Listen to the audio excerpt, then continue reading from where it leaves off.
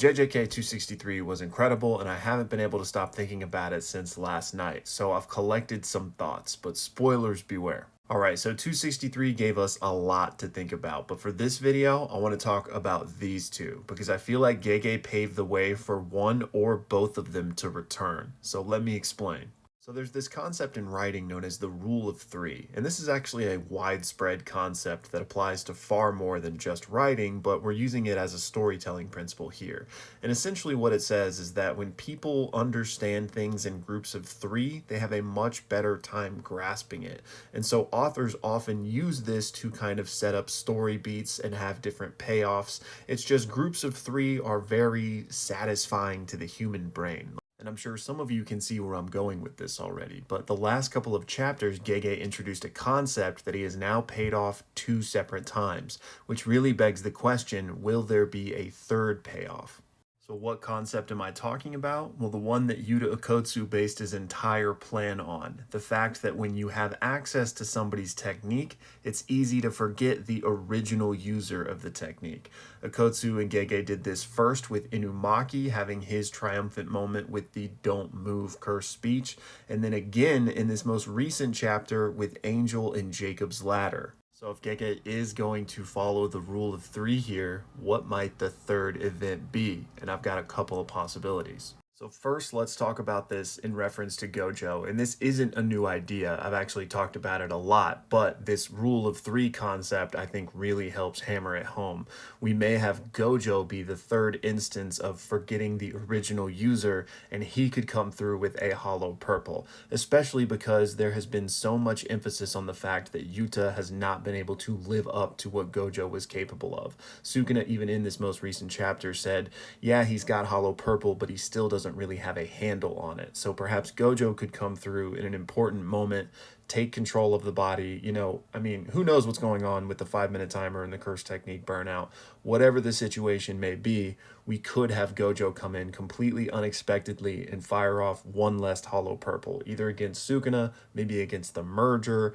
I'm not sure. I think a lot of elements line up for a Gojo moment like this. And again, this rule of three thing really just makes it even more feasible in my opinion. Now let's talk about Kenjaku, where things get much more interesting in my opinion, because we already knew about the potential Gojo hollow purple stuff. Like I said, we've been talking about that. The rule of three does make it seem even more likely in my opinion, but Kenjaku being the next event to round out the three, I think makes even more sense, just because the shoe would be on the other foot. Thus far, both times have been in favor of the good guys, right? This was Yuta's whole plan. Let's surprise him with the original user of the technique.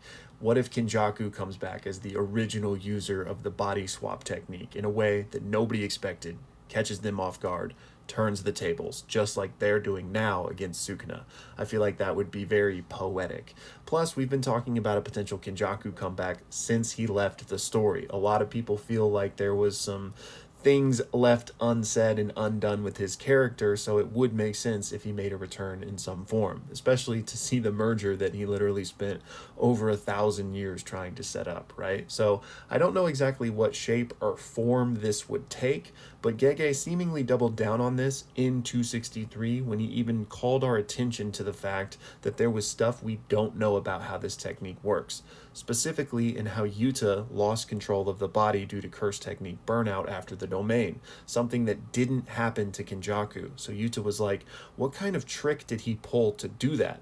We don't know, but that seemingly opens the window to even more that's possible here that we just aren't aware of, right? So whether it is some nuance of the body swap technique that allows Kenjaku to still be out there somewhere, or perhaps he turned himself into a cursed object, like there's a million possibilities. And again, with this rule of three thing, I would not be surprised if we got another oh shit moment with the original wielder of a curse technique.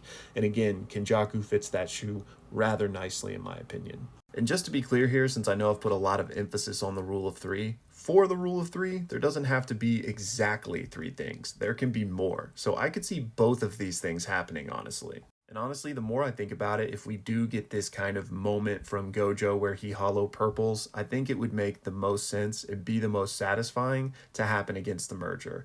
That way we leave the room for Yuji to kind of have the more triumphant moment against Sukuna. And if the merger happens, like, everyone's going to have to be on deck. Like, that's going to be very hard to handle, especially after everyone is wiped out from the merger. So what would be better than the most powerful attack we're aware of in the verse, Gojo coming through to help save his students one last time? Anyways, y'all, I would love to hear your thoughts on this. And since we've got a break week, we got plenty of time to theorize. So let me know down below. And for the rest of this video, I'm going to tackle a few questions I've already gotten, mainly about our boy Kenjaku here. All right, so first up, we got this one from TWE, and y'all pause to read the whole thing, but he's mainly asking, what if before Kenny took over Yuji's mother, the last body he stole was the unnamed woman who gave birth to the Cursed Womb death paintings? And that's certainly interesting. I've always kind of wondered if we'll find out something else about who she was, or if there's just some other important plot point there.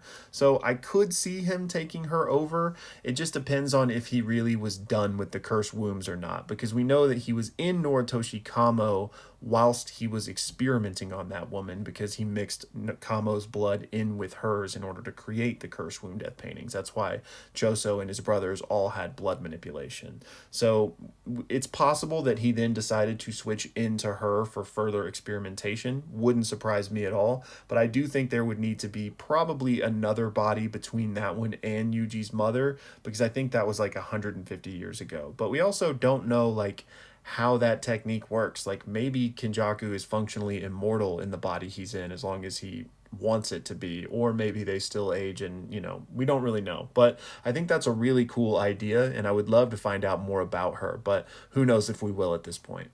Next up, we got this one from DM Opt, who says, I will be so unfathomably angry if Gojo comes back by erasing Yuta's brain, because I'm writing my own story where something similar happens, and it will make it look like I stole the idea from Gege.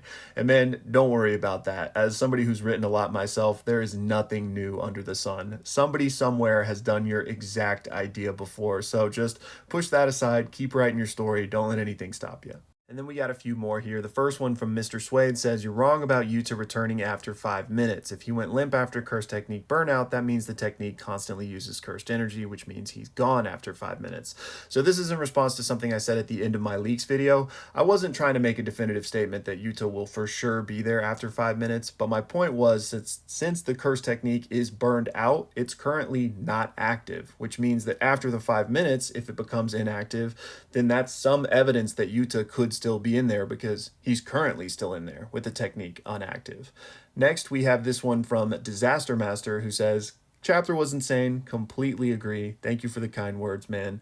But he says, I have a question. Do you think that seeing Kenjaku is able to bypass certain limits of the curse technique, like I referred to with Yuta in this video, perhaps through binding vows, that Kashimo could have done something similar with his curse technique and prevented it from dissolving his body?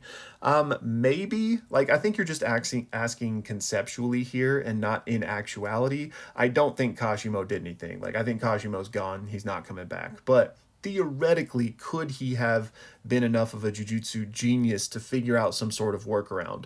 And I'd say it's possible, but by the nature of how his technique works, he would probably need to be like a master of RCT and have some pretty, compelling binding vows. So in actuality, no. Theoretically, maybe.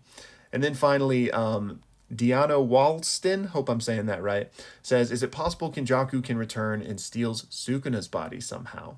Well, like we talked about in this video, I do think it's possible for Kenjaku to return, but I don't think he'd take Sukuna's body at this point. I think, we don't know how exactly the merger is going to happen, but it may happen in that body. I don't think Kenjaku is really after Sukuna's body. I think he'd probably be more inclined to try to get Gojo's if he was trying to get anybody's, but I think his plans are more so just merger, watch the world burn. So I do think he can come back, but I don't think he's really going to be going after that. And finally, we got this one from T-Man. Y'all pause to read it, but he's essentially asking if I think we will swap back to the Hikari versus Uraume fight, or if we'll just never see it. And I think we'll definitely see it, whether it's like a flashback to what's happening there, or just a cut to what's going on in the present. I definitely think we'll get some resolution there, and it may be sooner than later, because it would be classic Gege to kind of swap away from this cliffhanger Jacob's Ladder moment and back to their fight, especially if Uraume needs to do something to help Sukuna. So he could kind of